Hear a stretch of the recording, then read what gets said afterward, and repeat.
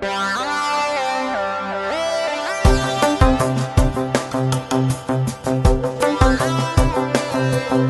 you everyone for joining us today.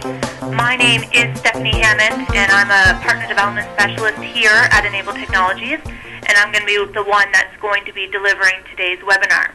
Today's webinar is entitled Capturing New Business via Events and Webinars, and this is the 10th webinar in the 100% IT Coverage series that Enable has been conducting over the past couple of months, focused on helping MSPs further develop their managed services business and increase their overall managed services sales revenue. You've developed your managed services solutions, and you're now ready to go out to the marketplace and promote them. One of the methods that you could employ to generate leads and capture new business is through the hosting of a customer event or webinar. The purpose of the customer event and or webinar is to introduce and educate your existing customers or potential customers about managed services and your new offerings. The event should be used as an opportunity to teach your audience about what managed services are all about and how this new approach to network management will be able to help their business.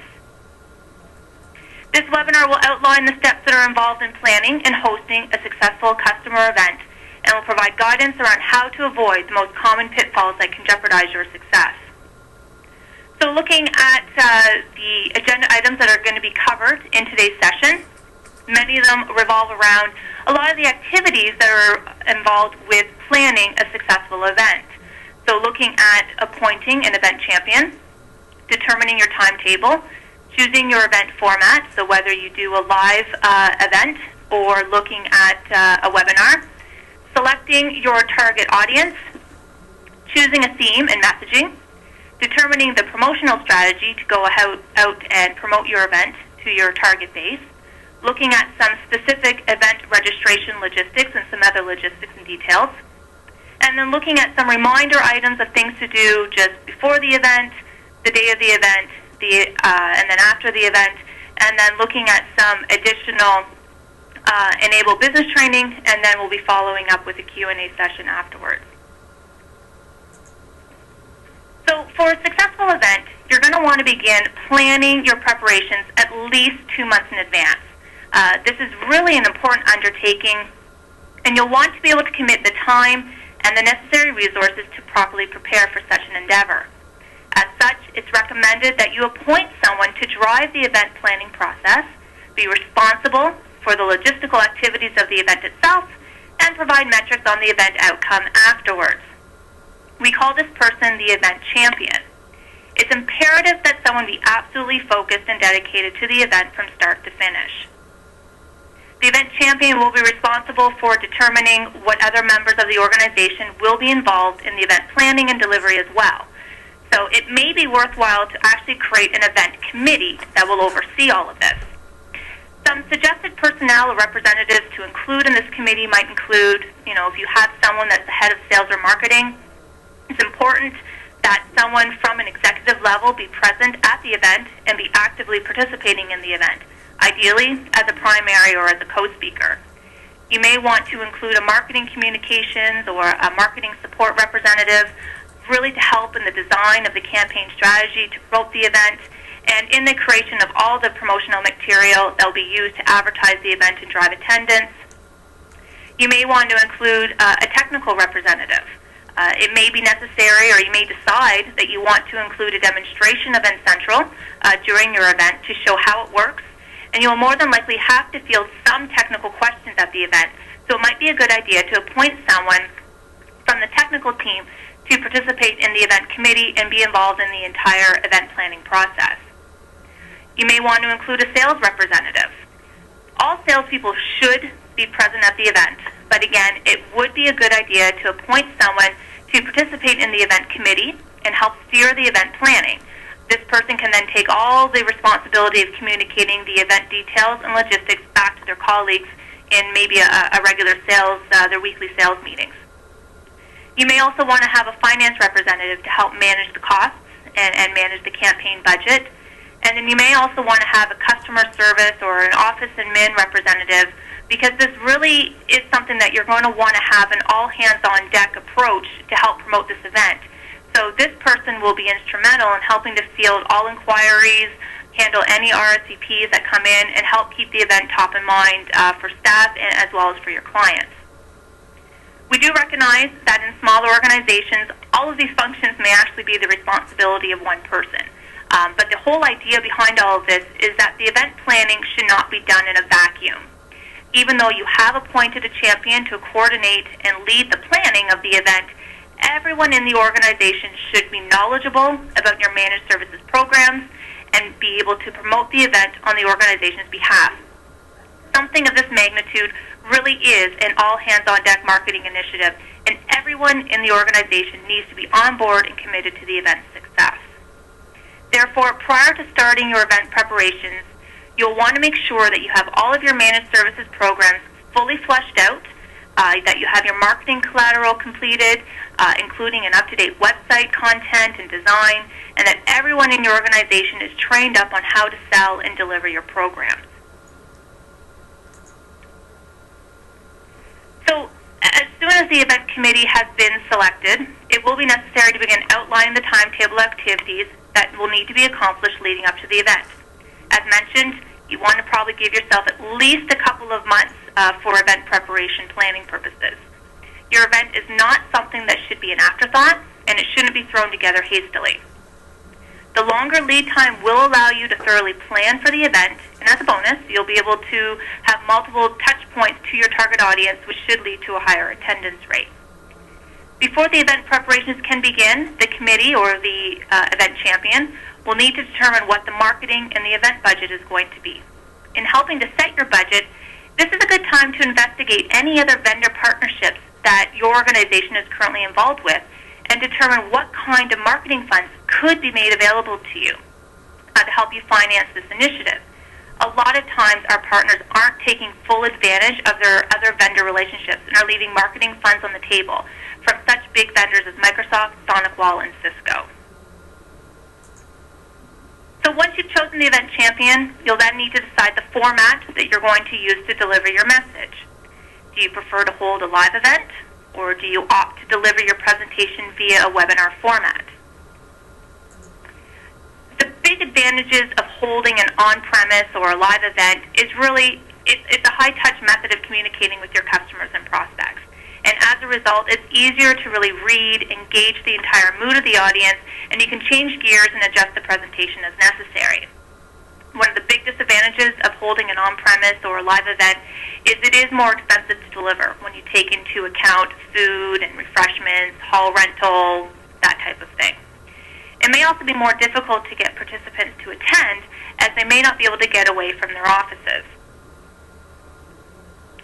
Advantages of holding a webinar. Less expensive to deliver as you don't have to worry about things like hall rentals and booze and refreshment costs. But there are going to be some initial setup costs when you take into account the webinar software and any bridge line expenses that you may have to set up ahead of time if you don't already have this set up within your organization. It also it helps you extend your geographical reach. When you hold a webinar, anyone from anywhere will be able to attend your event. Definitely more convenient and easier for participants to attend as they don't have to leave their offices. Because of the format, attendees may feel more comfortable asking questions and providing feedback. And you can also potentially record your webinar and post to your website for future prospects to see. And that is definitely something that Enable really leverages for all of these webinars that have been taking place over the last couple of months. Probably the big disadvantage of holding a webinar is it is a low-touch approach. It's definitely going to be more difficult to read and gauge the reactions of the participants and potentially more difficult to keep their attention. Webinar hosting requires the use of special software, so if you don't already have it set up, you will need to decide which vendor and software application to purchase. Software applications differ tremendously in terms of price and in terms of features, so selecting your vendor based on your desired functionality is really going to be key. And you want to make sure that you are able to try out the product before you make the purchase. And when comparing costs, ask about things like, are prices fixed or variable based on attendance size? Are there costs for a certain contract period, or can you have it set up for just a one-time only? And then are there costs for audio, whether streaming through the internet or via teleconference lines? And then what are the technical support and customer service costs related to that? So, as mentioned, depending on the webinar hosting software you choose, you may also need to set up a separate conference line that the attendees can dial into. So again, you're going to need to decide which vendor to go with to provide this service. So once you've chosen your format for the event, you then need to determine your target audience and what kind of businesses you would like to invite to your event. You may want to take a look at your existing customer base and market your event to just your existing clients. So these could be your existing time material or your block hour clients that fall within kind of that SMB range, maybe sub 50 type of customer range. You may also look at your existing customer base and want to target larger organizations within your customer base. Maybe these are the types of customers that have their own internal IT administrators or IT professionals on staff. You may want to look at focusing on targeting brand new small businesses. Or you may want to decide to take more of a vertical approach and maybe target specific verticals within the SMB market, or maybe you want to target certain verticals within the larger, medium to large business size market. This is really an important step, as the audience you decide to invite is going to shape the tone and the message of your presentation. SMBs that don't have an internal IT resource would be looking to you to be their outsourced IT department, so they're going to require a very different presentation than those organizations that do have an internal IT admin staff. Each segment is going to have a very different set of circumstances, needs, requirements, and therefore are going to require a different solution from you.